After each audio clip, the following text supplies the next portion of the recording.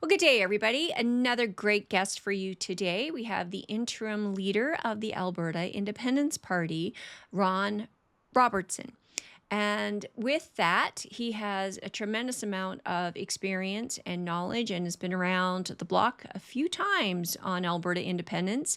And we're going to talk to you today a little bit about firearms, as he has quite a bit of experience with his police background and what that act entails, the Bill 1 International Agreements Act that Daniel Smith is proposing, and some other comments that you might find quite interesting. So stay with us till the end. Well, good day, Ron, and how are you? I'm good, Nadine, and yourself. Wonderful, thank you. So good to see you again.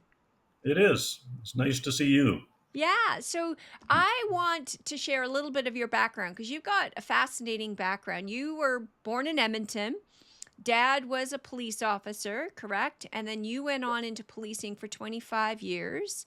And Yeah. you're now doing alternative health, which is quite the shift. But, you have some really fascinating stories to share about your background and why you kind of got involved in politics. So let's start there. Well, I guess the whole reason I got involved in politics, I look at myself, and I mean, from when I was a kid, I think would have considered myself a separatist because I've always been an Albertan first, and that's just the way I am. I would have liked to have seen Alberta separate decades and decades ago and become its own country. But of course, if things are going reasonably well for people, the interest from the public itself just isn't there. Because I mean, if you can put food on the table, you can afford your bills, and you can go places and travel and do the things you want to do. There's no interest in change, and I think just in the last, oh, I want to say, well, really, I guess since about 2015, it's really started when Justin Trudeau was first elected, and things have gone on a continual downhill slope since then. And I think right now, I have yet to meet a family that isn't hurting in this province. And it's all been because of what's happened federally and everything that's being implemented by the federal government, how they're trying to destroy our main source of revenue, not just for Alberta, but it's been for the main source of revenue for Canada, and how they're trying to destroy that industry. Well, you destroy that industry, you're taking away the livelihoods of not just Albertans but everybody across Canada. And as an Albertan, why do we want to stay and keep paying what we're paying and sacrificing what we're sacrificing, and having absolutely no future to look forward to? For myself, the being very realistic at my age, you know, I could say, if I've got 10 years left or 15 years left, that's not a long time on this earth. So it's not going to affect me as much as it's going to affect somebody with a young family. So I would really, that's why I became involved.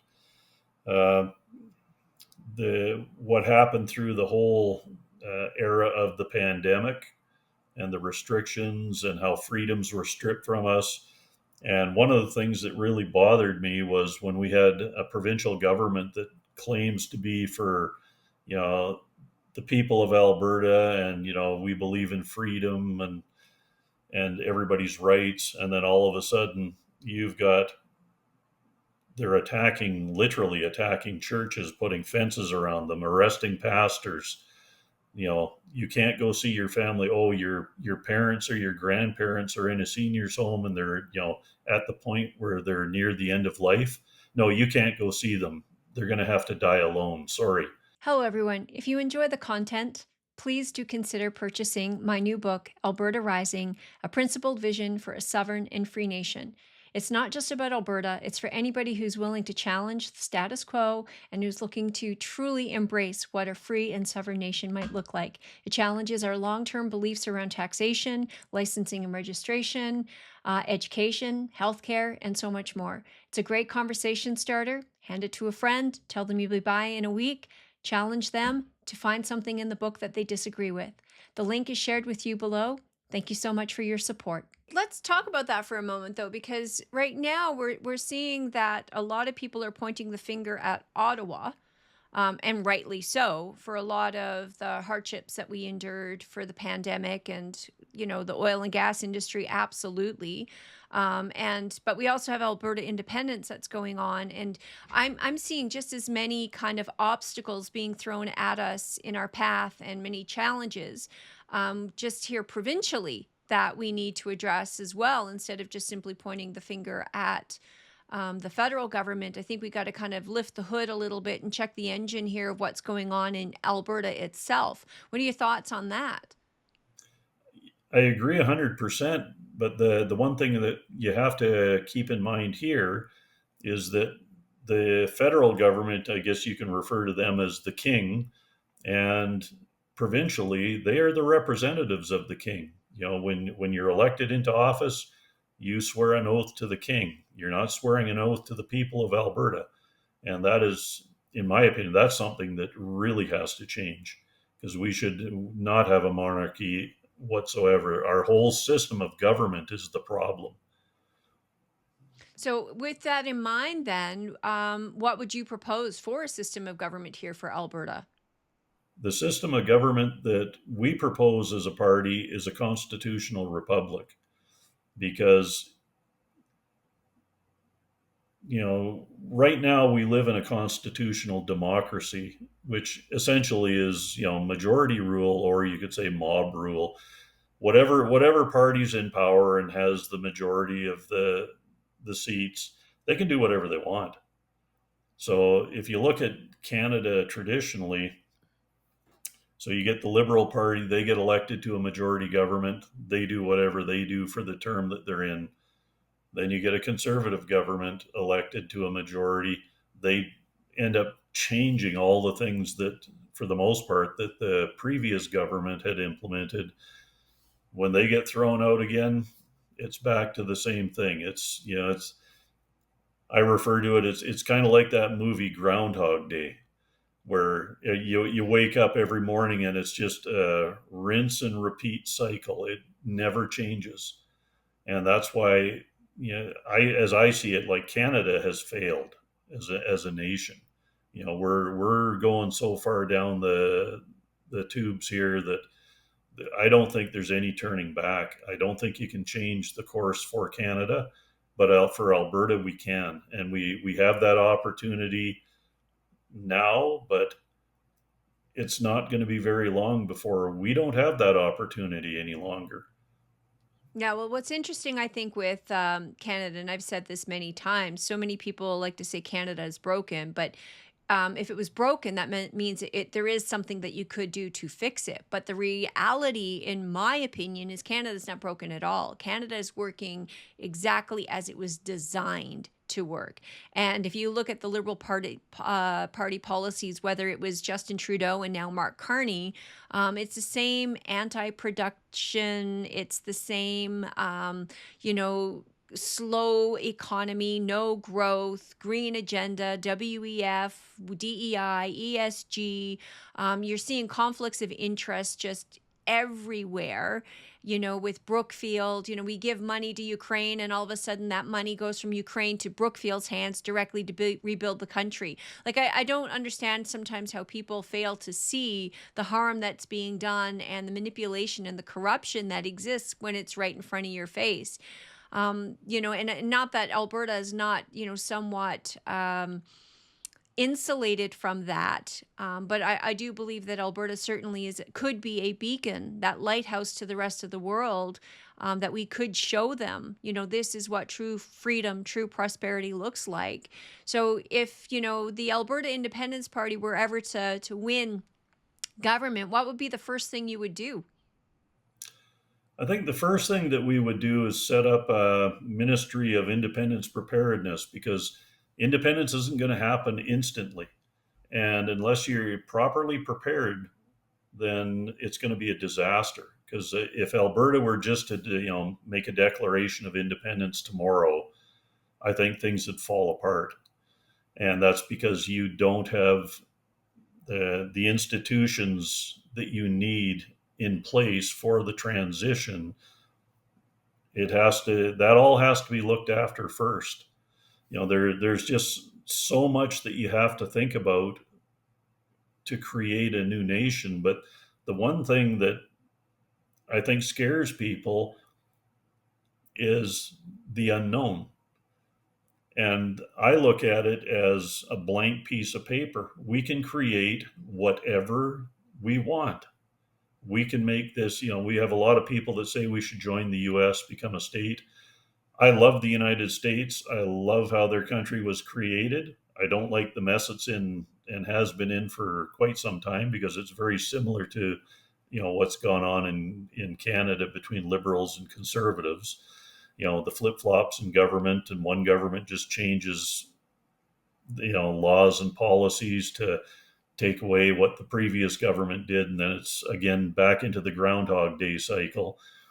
What I would like to see is, as Albertans, I think we can create a nation that's even freer than the United States, where people have even more liberty and rights than they do in the US.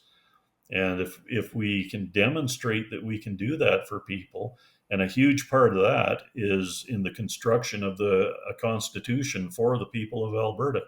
Because when you're creating a constitution and you want to govern people, it's up to the people to let you govern. It's not up to the government to, we're going to tell you what to do. That's what we've been living under. Yeah, right now we have to ask our government permission to do things that the government, in my opinion, should have nothing to do with at all. And we do need to flip that script. I mean, the government should have to ask the people permission, not the other way around. Exactly, because you have to have the consent of the governed in order to govern properly. And we don't have that.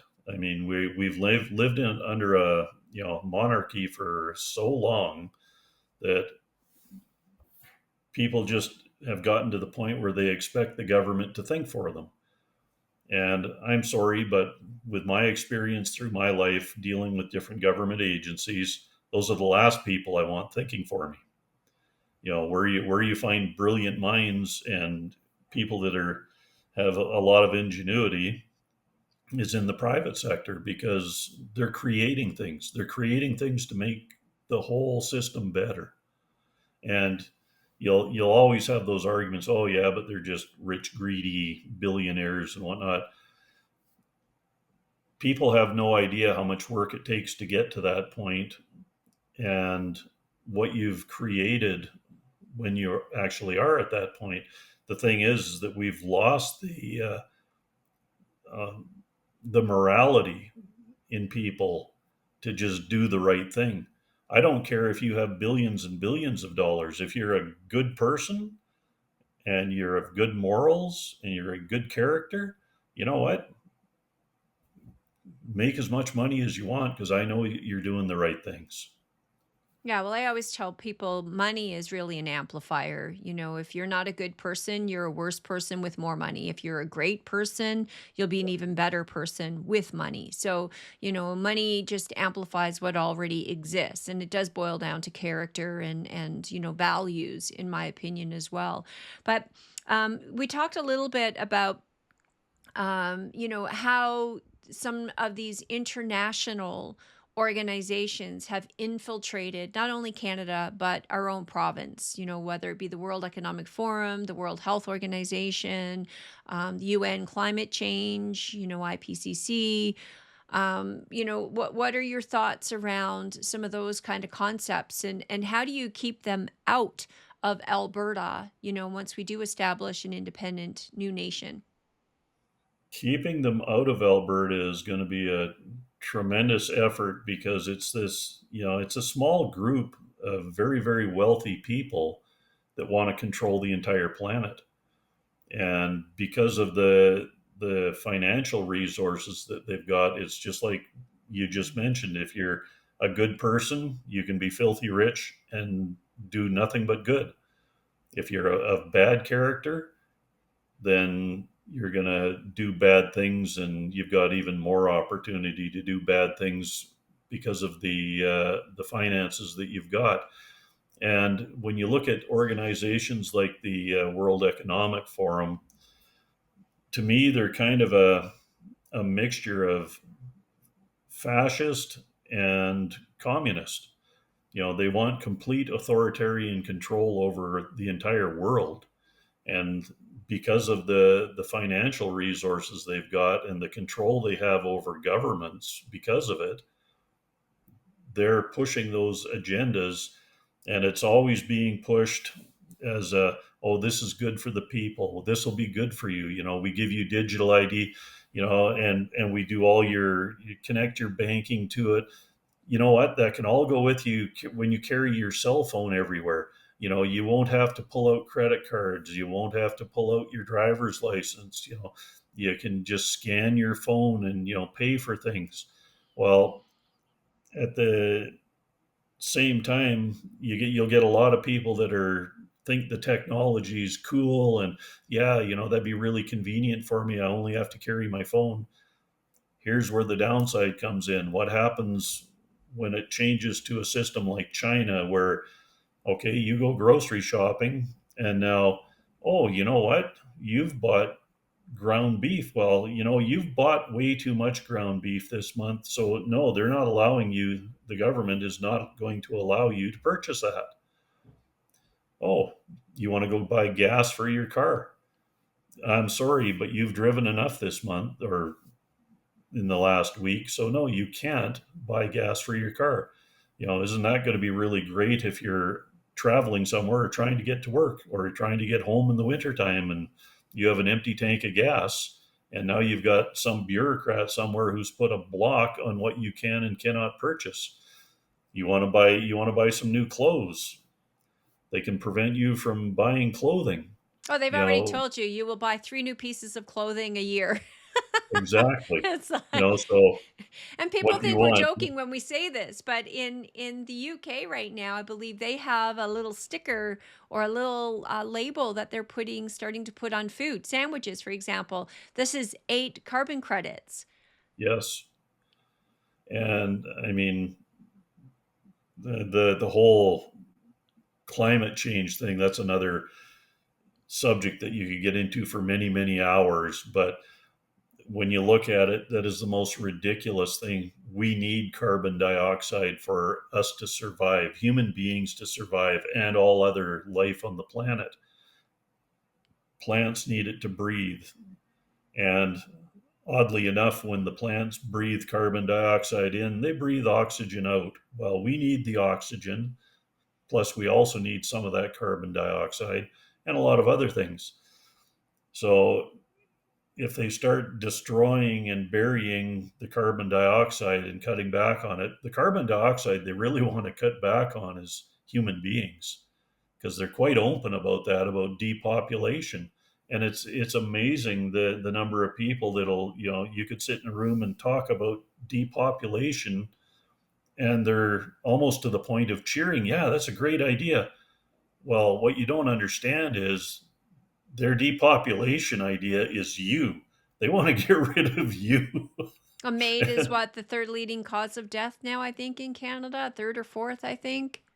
Is it third, or I thought it had popped up to second? Oh, there you go. So, I'm out. I'm I'm and already, the data is already late. So, well, no, I might be wrong on that, but I thought I read somewhere recently that it was up to the number two spot. And you have to look at it and go, if the government is that willing to kill you, gee, you go in, you're depressed. Well, here, have made. Your kid can, walks in and says, I'm upset because my boyfriend broke up with me. Well, here, like, why don't you think about MAID? Because then you won't have to worry about it anymore. When the government wants to kill you, they're telling you they hate you. They don't want you here. And that to me is such an abomination in government, but that tells you the true character of the people in the positions at the top. They, But here's an argument though. Those people have been elected. So those are the people that, that people themselves have chosen to represent them. And is this not the will of the people? well, I'll say yes and no. Even if you just look at the recent municipal elections, if you look at the percentage of eligible voters that went out to vote, it was between 20 and 30%. And I look at it, and I've looked at a number of municipalities that now have Marxists running their municipalities, that you're going to have nothing but problems through their term with the garbage they're going to bring in. And I go, where are the people? Like, I'm sorry, maybe you should miss 15 minutes of your hockey game, get off your butt and go out and vote. But before you go out and vote, do your research on the people that are running. Because one of the things I've noticed here, uh, where I live, is people complaining online. Well, I was told that this guy was a conservative, so I voted for him. Of course, they didn't check, but when you look at him, no, he's hardcore left wing socialist, and you're going to get the unfortunately what you asked for, through voting for him. But when only 20% of the people who can vote show up to vote, there's a problem. Like, No, I think why people, do you think only 30% of people show up to vote though, Ron? Like, I mean, I understand that's a big problem, but that in itself is a statement. And is it because people don't feel that they have anybody that represents them that they want to vote for? Is it they're just not interested? Are they too comfortable? Like, what's your thoughts on why only 20 to 30% come out to vote? I think a lot of it's just apathy. People are at the point right now where they go, what does it matter who we vote for? Nothing ever changes. So who cares? And the only way you can possibly change things is by getting out and voting. And you do have to be careful on who you pick. For our municipal elections, I sent questions to each and every councillor, each and every mayoral candidate, because I want to know what you think about certain things, and what you believe in. And I knew I would either get back answers that were more political, and then you'd get truthful answers on other questions. And I got a really good response from the candidates, and it certainly helped me pick out who I was going to vote for. And some of the people that I thought might be good, when I saw their answers, I'm like, oof, man, there's no way I'd vote for this person. So, that if people would just do that kind of thing, it would be really great. But unfortunately, most people don't take an interest in the people who govern them. And if you don't take an interest in who's governing you, then you're going to get whatever somebody else decides for you. Yeah, that's unfortunate because that's exactly what we have today. Is this is why I love the idea of a constitutional republic, and getting away from the monarchy and this term democracy, the mob rule, the 51% ruling the 49, because at least under a constitutional republic, you are able to have your own individual rights protected. The 1% is protected under a constitutional republic, and all the rules apply to everybody equally in the exact same way. So the courts are there to protect even the smallest of the smallest minorities. Yeah, exactly. And, you know, when you craft a constitution, you can put so many protections in. And one of the things that I liked that Bruce Party had said was, when you create a constitution, start with the government having no power, and the government only gets the power that the people decide to give them. And I think those are, among the wisest words I've ever seen. Like, if you look at the founding fathers of the U.S. and you look at, I would say, read some of the Federalist Papers, and you realize how young these people were that were creating the United States as a nation to get all the different colonies together and working together and becoming a nation. How wise these people were!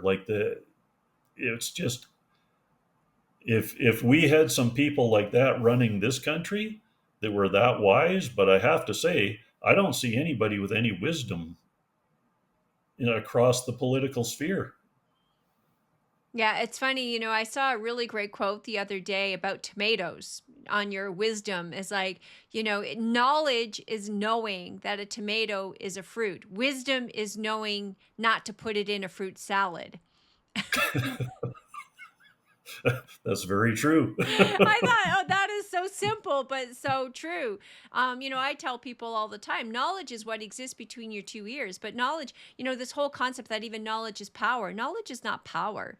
Knowledge is just potential. That's all it is. It needs to be applied. It has to be put into action, which means, to your point, you have to get up off your butt, do something about it, whether that's research who you're electing or, get involved in some way, shape, or form. But it has to be applied. So, I mean, the definition of power itself is a force applied over time. So, it's knowledge is great to have it, but it only exists between your two ears. It doesn't even go past that point until you actually put it out there and do something with it. We have so many people today that, that old statement as well, that evil will prevail, not because, of the bad people themselves, but because good people do nothing.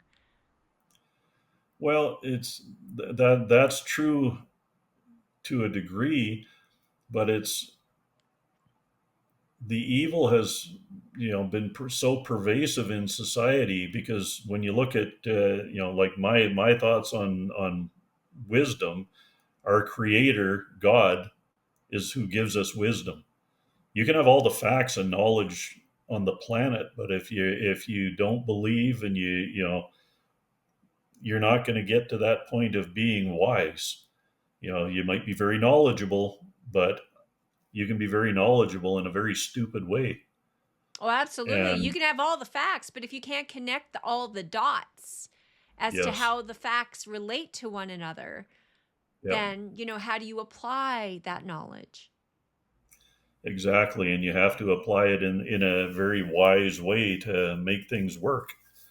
So, Yeah, no, we were talking earlier and you had mentioned about like we were at the rally in Edmonton on Saturday. Everybody from 5,000 people to as many as 20,000 people. I don't think there was 20,000, but I think there was probably somewhere around that 10 to 12 realistically that came out to support and Alberta independence and send a message. Um, how many people, if you were to guess right now, do you think support Alberta independence in the province? well, I would say that the people that actually showed up for the rally is a very, very small percentage. And just to give you an example, I was not long ago, I was in a small town, and we were having lunch, and our waitress came up to us, and just happened to ask her, like, what do you think about Alberta independence? And this is like an 18-year-old kid, and she says, I'm all for it because I don't have a future if we don't get out of Canada. So take that across the board. I mean, yes, you're going to have the socialists who want total government control over their lives, not wanting to get out of Canada, and just, to put it very bluntly, continue being leeches on those of us who actually work and support society. But when you look at the number of people that support independence, I think it's growing daily, because life is getting harder for people daily, and it's just a matter of, like, I walked into a grocery store wearing a party hat, and I was asked by the cashier where I got the hat because she wanted one. So I told her, and I gave her, one of our party business cards that just gives a little bit of information in our website. Well, before I got through the till, she called every other employee over and made sure I gave them all cards, and they were all talking about independence. And I was quite surprised at that because I certainly wasn't expecting that kind of a response. There's usually the people that speak up and say things are the ones that have the negative opinion. Oh, we can't separate. We're Mm. landlocked. We can't do this. We can't do that. And if they give you 5 minutes of time to talk to them, by the time you're done, if nothing else, they're thinking very seriously about, yeah, that might not be a bad idea. Oh, that's the whole purpose of the book that I wrote was, tell me what you disagree with. Yeah, Because, it's that conversation starter. Because how do you start a conversation with somebody? I mean, you and I do this, easily, right? And we talk to anybody, whether it's the grocery line. I have been shocked personally at how many people who have I've been around for so many years that have never ever wanted to discuss politics or share their political views with me, that over the last year in particular have come up to me and said, how do we get out of this country? The faster the yeah, better. And I'm like, wow, I had no idea. And they're like, yep, they don't, that politics is not their life. They find it very draining, but they don't want to, and they don't want to engage in it on a daily basis. And we're talking young people too, like 40 and under, who are yeah. just, they see the opportunities that are in front of them, and yet they see the government being the biggest obstacle to have to overcome for their own freedom, their own prosperity. And so it's exciting to see this kind of unravel and where it goes. And now with the referendum question on the table, Thomas Lukasiak there, who I think inadvertently put together a question which, if it goes the other way, it'll be really interesting. But there is now a referendum question on the table. You being familiar with firearms, obviously, and you're familiar a little bit with the Firearms Act. You had mentioned earlier to me that you had some concerns about the Firearms Act that, Daniel Smith had put forward in saying that they were going to protect Albertans. But it sounds like it's not as steadfast or as good as, it's the public announcement makes it out to be. You want to dive into that a little bit? Well, you know what? My reading of the act was more okay. You have to have like the police agencies if they want to, you know, participate, have to get permission to do so. But it's more to do with funding than anything else. So if you look at it, I mean, realistically, the federal government could just say, well, you know what, we're paying the RCMP. It's not going to come out of the provincial coffers. They can go door to door and collect people's guns. And at the end of the day, when you read the legislation, ultimately it just really says to me that if the RCMP came and confiscated firearms, you're going to get some compensation for them. Now, as a police officer, I mean, I have guns. I own guns. I use guns in both sport kind of as well as hunting kind of in scenario. But as a police officer, because the liberals are using this as, oh, guns are not safe, crime is through the roof. This is a public safety issue. By implementing some of these rules that the liberal government is proposing, do you actually think it would have an impact on crime? What do you think is the motive behind the confiscation of these guns? Okay, it's not going to have any impact on crime whatsoever because criminals don't follow the law. If they followed the law, they'd turn in their illegal firearms, and that would be the end of the day. We wouldn't have to worry about it. But that's not how reality works. And if you look, like there's been a number of studies that have shown that cities in the U.S. were in states where they allow people to carry firearms, like handguns and whatever, they have a lower crime rate than the cities, like Chicago, who has 50 shootings on a weekend on average. And they've got some of the toughest firearms legislation and gun controls in place of in the U.S. So you have to look at it. I mean, people that are trained in the use of firearms and know when they can legally use them. If you look at the stories in the US, somebody who pulls out a gun and starts to commit a crime, starts shooting people, whatever, there have been so many instances of a civilian with a, who happened to be carrying his firearm that ended that incident very quickly. And if you would have had to wait for the police, you could have had dozens of people killed or injured.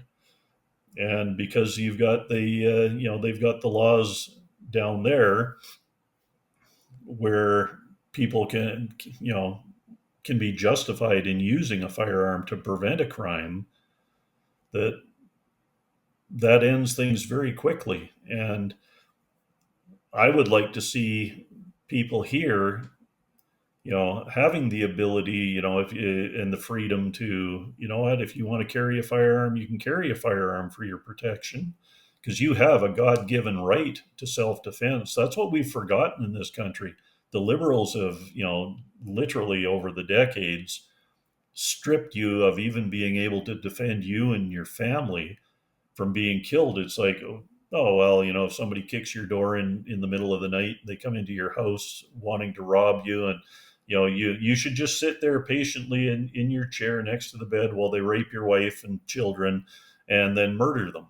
And you should just watch it all unfold and do nothing. And that is the most ridiculous situation that we've got in this country, that needs to be changed. And I mean, there's a lot of things I would like to see with regards to firearms, that people would, at least have to undergo mandatory training in the safe use of firearms. And they would have to, prove themselves proficient before they could do that. And once they do, you know what? I don't have a problem, with people owning any type of firearm. It's whether you've got a single shot 22 or whether you've got a fully automatic weapon. If you're a responsible owner then and user of that firearm, go out and have whatever fun you want to have with it, as long as you're safe. So I you personally bring up don't an care. interesting point there, because you talk about responsible owner.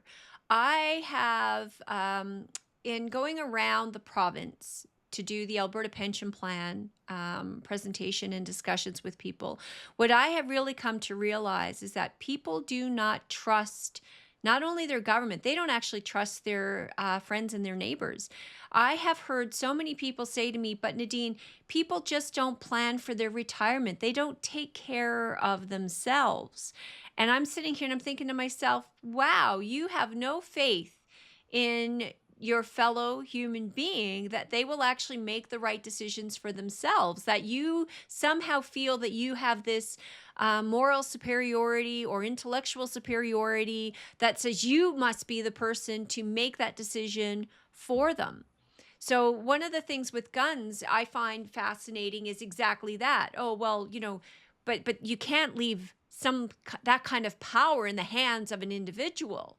But yet we do it all the time, because government is, as people have come to realize, government is just people. And yet we put all the faith and the trust that somehow these people have far more knowledge or far more experience or far more wisdom than we do. But yet, one day you're just Joe Blow, Ron, and then the next day you get elected to government. What's changed? Nothing's changed. You're still the same person. Your knowledge, your experience, your career, your background, all of that stuff is still exactly the same. But yet somehow we apply a different lens to that. So, I honestly think it boils down to trust. What are your thoughts? Yeah, I mean, you're exactly right, because I can tell you, like during my policing career, I saw how a lot of other cops shot, because we had to qualify regularly, and there was many guys on the job that I wouldn't want to be anywhere near them if they pull their guns out. You guys get very little training. Like I probably have more training in firearms than some of the police officers that are out there, because if you go once or twice a month, you guys go once a year. And it's well, I think it should have changed now, because I mean we went more than once a year, at in Edmonton. But even so, I mean, for myself personally, because it is number one, it's a huge responsibility that if you ever have to use a firearm, number one, you don't want to miss your target. And quite often, I would go in early for a shift and go up to the range in headquarters, and before I ever started work, you know, I'd spend an hour practicing just to make sure that you stay proficient in the use of that tool, because that's all it is. And I know that there seems to be a mindset out there that the majority of police are are experts with firearms, and they've grown up with firearms. I can tell you from my experience, the vast majority of policemen and women have never held a firearm before they became a cop, and they're no more qualified to talk to you about firearms than you or I today. So why then would the government insist on taking, law-abiding citizens' firearms?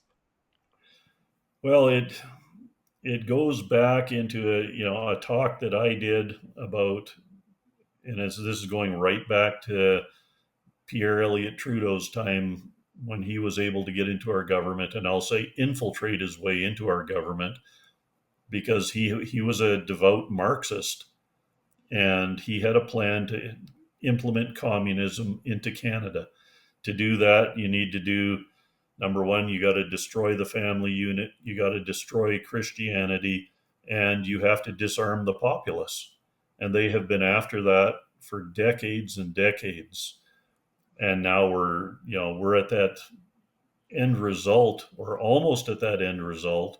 And I can say, if you look at historically in other nations that have fallen to communism, the minute that you lose your firearms, people are going to start disappearing, because it's going to be people that the government doesn't like, because they don't follow their, or won't follow their indoctrination, that they have different political views, they have different beliefs. You look at the literally the tens of millions of people that throughout the world in history that communism has murdered, and it's scary. And Canada is almost to that point. And if you think people think it can't happen here, you need to wake up and smell the coffee, because we have some incredibly evil people running this country. Yeah, so many people, honestly, that's a thing. Oh, that would never happen here. That can't happen here. But yet, history proves time and time again it can happen, and it is happening. Unfortunately, for a lot of people that they're not aware or awake. One of the books that I did read was the Alexander Solzhenitsyn, The Gulag Archipelago, and the one of the best ways to resist that was to not comply. But people are afraid of going to jail, for example. So now we have the federal government that is implementing speech hate laws, and they're coming out with new laws. We wouldn't be able to have this conversation in we might not be able to have this conversation in 2 months from now, because this could be considered, hate speech, or again, who determines what that is? We've created this environment where you can't offend anybody anymore. Offense is now hate. And it's Yeah. it's it's kind of like, even for me, where I find even on some of the Aboriginal issues that we're facing today, is people think consult is consent, where we're implying different meanings to different words, and one is not meant to mean the other. So how do we, as citizens, kind of fight back or resist some of these tyrannical, in my opinion, and Well, very authoritarian kind of policies that we're seeing that are coming out of government? unfortunately, I think it's going to have to, like, the whole situation in the country is going to have to get a lot worse before people actually realize that I have to stand up, or I'm going to die and my family's going to die.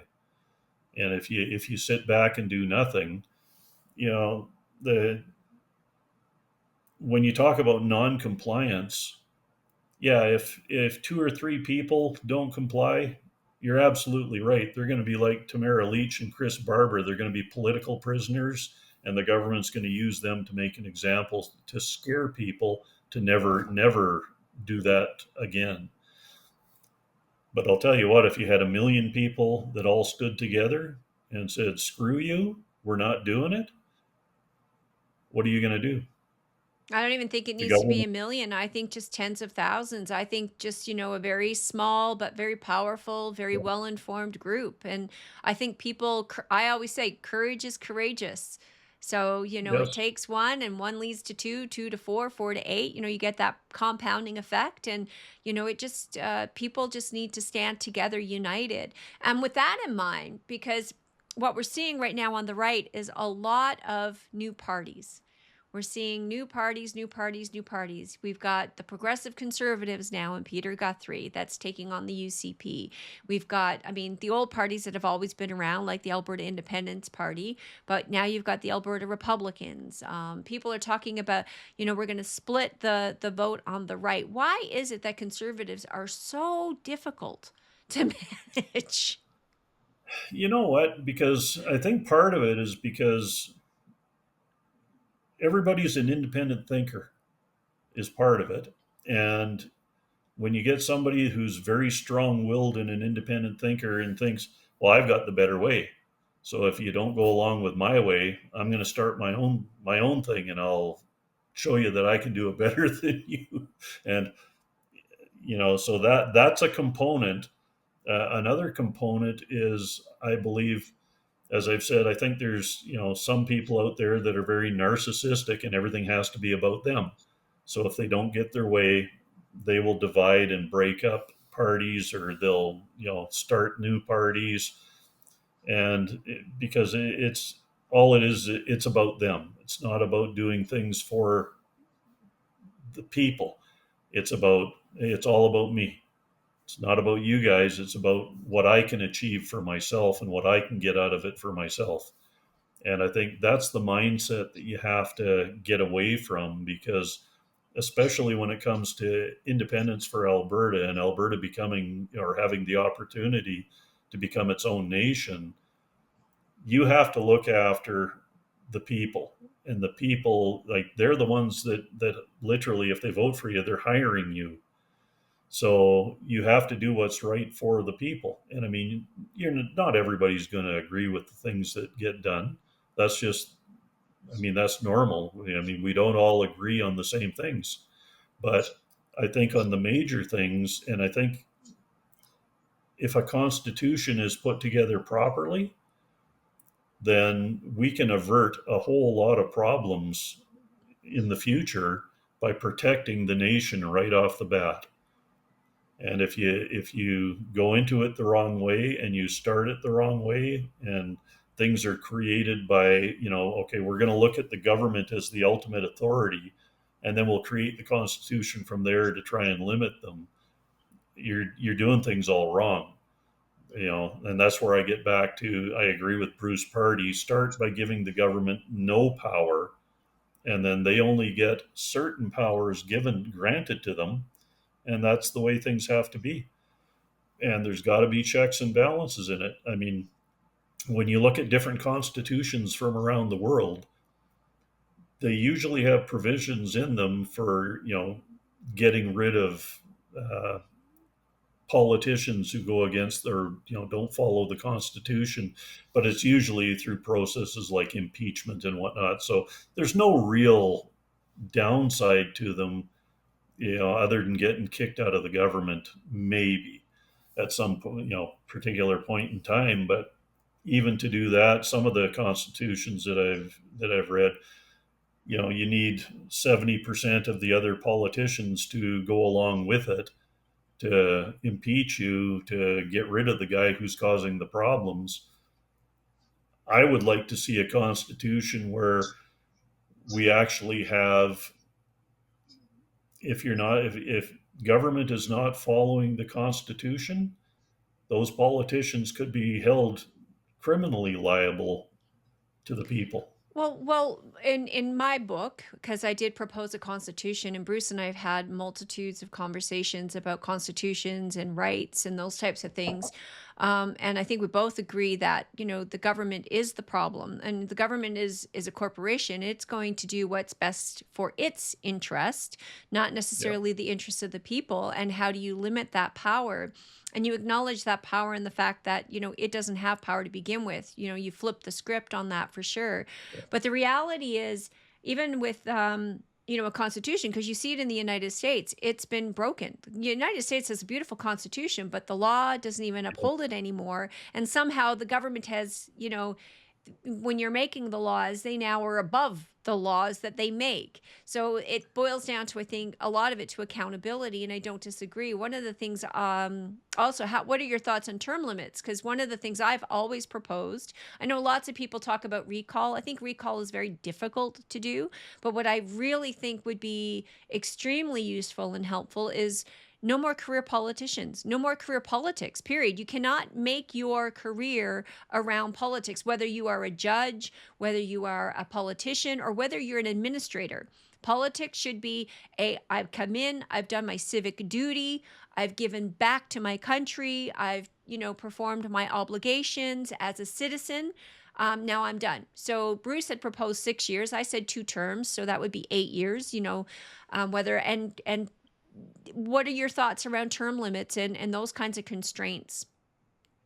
Well, I think term limits actually is not a bad idea, because you're right. I disagree with having these career politicians. To have somebody that may never have worked a real job in their entire life now making laws for the people that actually are the workers, and then going on, for decades and never really producing anything.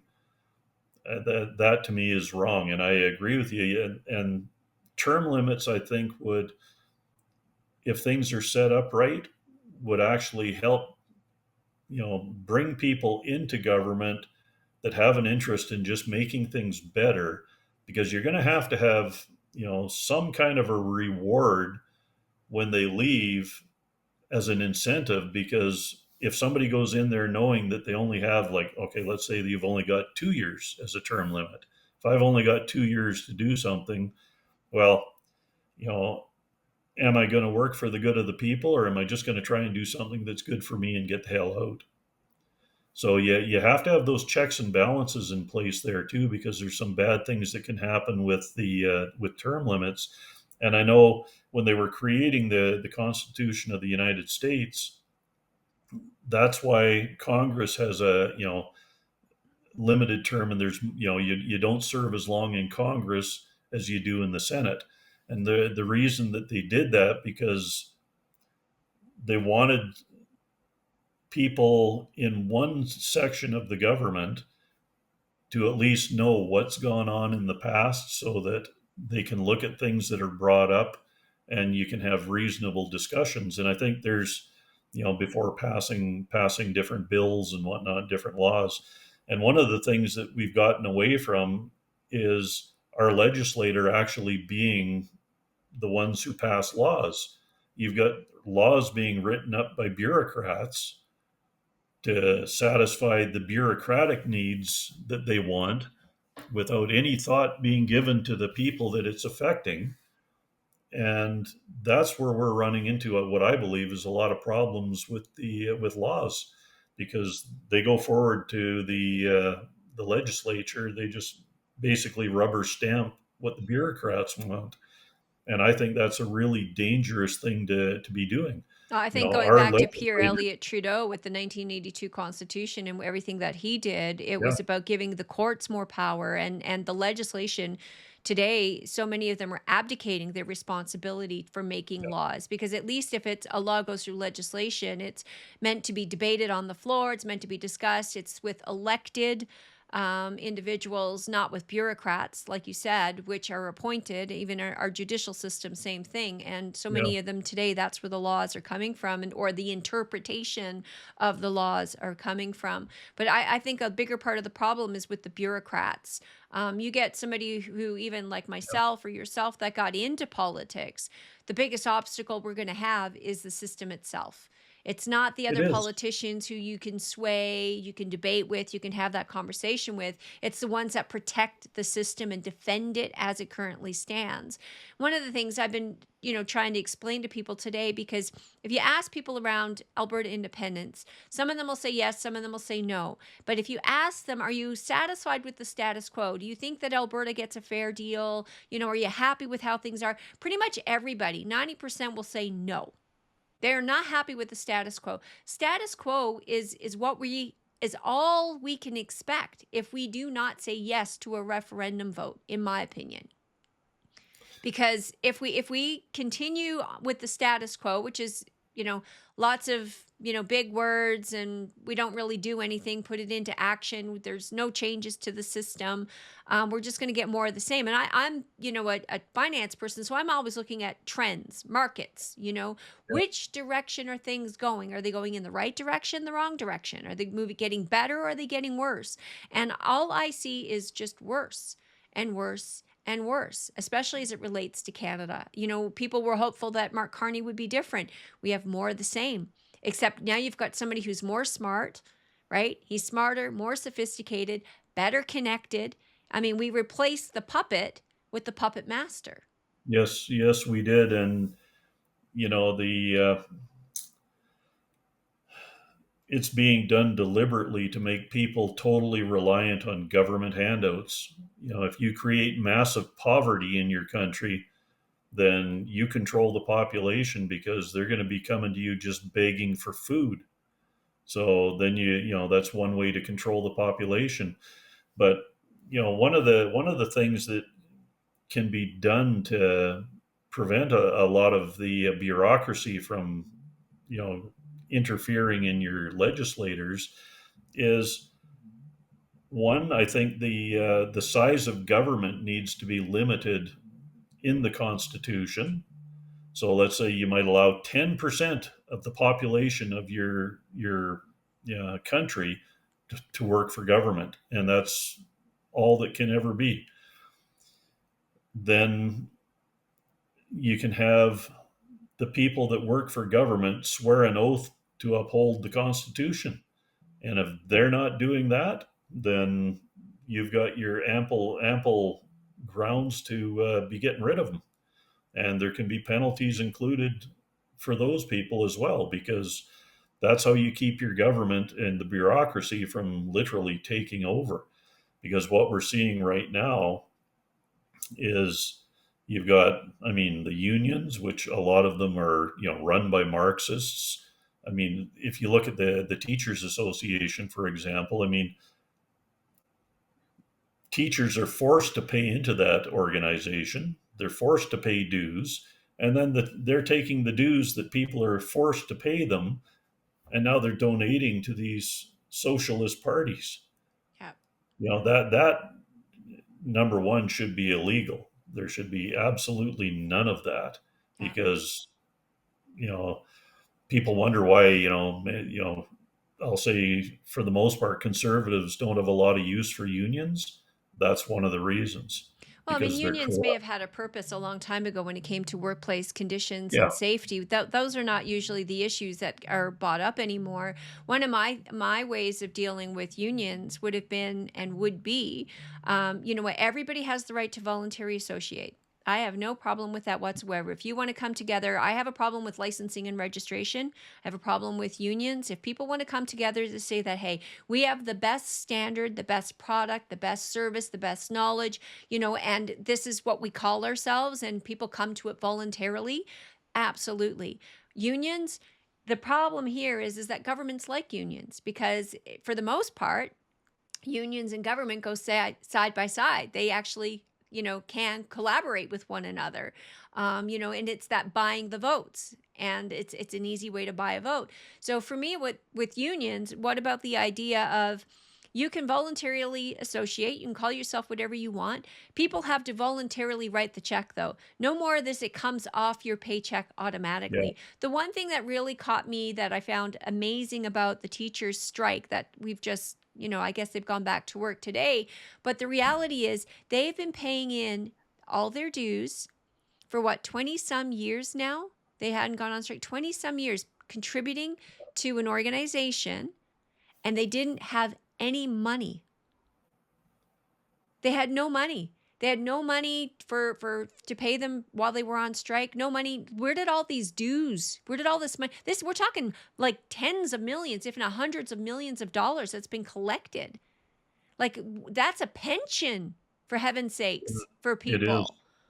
And it's like, where did the money go? This is what, when I wrote the book, the purpose is to get people to start critically thinking about who wins and who loses, who benefits from these types of activities, these types of organizations. You got union leaders, and some of them I question their sanity, making $400,000 more than the prime minister makes. Yeah. And when one of the figures that I saw here, and I can't recall where I got where I saw the information, but it was in annual dues for the members from the ATA. The union gets like $58 million a year, and then like I just about fell over when I saw that, and then somebody told me that the teachers don't get strike pay. Yeah. And that was my point. Like, they've been paying into all of this for decades, and they Yes, didn't and even get they're strike pay. There was no provision, no money set aside. Like, that's a lot of money for an organization to spend, and for what value? well, and if I was a member of that organization, I'd be asking, like, let's do a forensic audit on the books here. I want to see where all the money that we've given over the years is gone, because if you're the one sending us out to strike. Most unions give their members strike pay, and if the teachers, I mean, this is going to sound kind of cruel, but the way I looked at it is, if you're contributing that kind of money to a union that doesn't even have a strike fund for you, I don't know if you're smart enough to be teaching my kids. Well, for me, I use like a condo, right? Every Yeah. condo, everybody contributes to the condo fees, right? Because they know there's going to be at some point an event that Yes. happens, that there's going to be a capital expenditure that's required. And what you've got here is you've got somebody managing your condo that's taken all the money, spent all the money on everything else but your condo. You get an event that happens, the roof needs to be replaced. Oh, we don't have any money. I'm like, excuse me? What happened to all the Yeah. money I've been giving you for decades? So to put it into a different kind of, scope and story, would you accept that? Heck no. Well, If I were the teachers right now, I'd be like, what the, excuse me? Like, what have you been doing with all my money all these I years? I would be too, because that's a lot of money. Oh, If you're paying that kind of money out of your pocket every month for union dues, and if you like you had been say, doing that year over year, month over month, that kind of union dues, my goodness, your pension, just your pension, like if you took that and invested it, it's like, you wouldn't be sitting here bickering about even 12% increase in pay. You'd be like, well, I've earned this much money on, my investments, and here's my retirement, here's my savings. It's just, it blows me away sometimes what we focus on, as opposed to, yeah, what we should be focusing on. So we're running out of time here, Ron, but I wanted to, how do people find out more about the Alberta Independence Party? Where do they find you? And any last words for Albertans? you know what? The For the party, you can go to tipalberta.org. So TIPP No, Alberta.org. just no, just TIP. TIP. Okay. So Yep, TIP. TIP. alberta.org, and that'll take you to the party's website. Um, you can read our platform on there because a lot of what we've talked about, is in our party platform. I mean, there's things have to change for Albertans. And think of it this way: think of a majority liberal government being elected, say before Christmas. You're gonna, you might find that you're in a communist state before New Year's, because with a majority liberal government in Canada, I could see them literally banning other political parties and just taking over the way they've been carrying on. I don't think they So, need to ban them personally, because I think the Conservative Party of Canada is basically liberal anyway. So, and I think they agree on more things than they disagree. I hate to say it, but two sides of the same coin. you know what? I agree 100% there, because all the parties that you have are, one and the same, literally. Um, Unfortunately, where for Poilievre, I watched him on the news the other day where, they were talking about the budget. He had just been in to talk to Mark Carney about the budget. And, you know, when he said that he was in there, giving him some ideas on how to improve the budget, I thought, like, what's wrong with you? Why would you do that? Number one, because as a party that's supposedly in opposition to what the liberals are doing, you shouldn't be helping them at all. You should let them collapse, and you should be helping them collapse so that you can take over the government and actually run things properly. But I don't think we're going to see that no matter what party gets into power. It's just, the end result might be a little slower with one than with another, but they're all just one party. Yeah. Yeah. Well, it's been really great just having the conversation with you today. And do you have any other final words for Albertans? Vote yes on a referendum. I would say vote yes to get the referendum. Really read the question when the referendum question comes out, to make sure that you're giving the response that we need to get out of Canada and become our own nation. Because depending how things are worded by the province who will actually put out the referendum question, you have to be very careful on what word games get played. So you do have to read things carefully. And if I can equate it to something, think about when you went in to write your learner's test, and how the questions confuse you, and if you don't read them word by word, you're going to get it wrong. So when you go in to do a referendum question and put your check mark in there, read it word for word, very carefully, very slowly, so that you understand what's being said. Yeah, you don't Otherwise, want you'll any of either those miss. double negatives in there. No, you don't want to shoot yourself in the foot going there saying, yes, I voted for independence. And then you realize, oh, crap.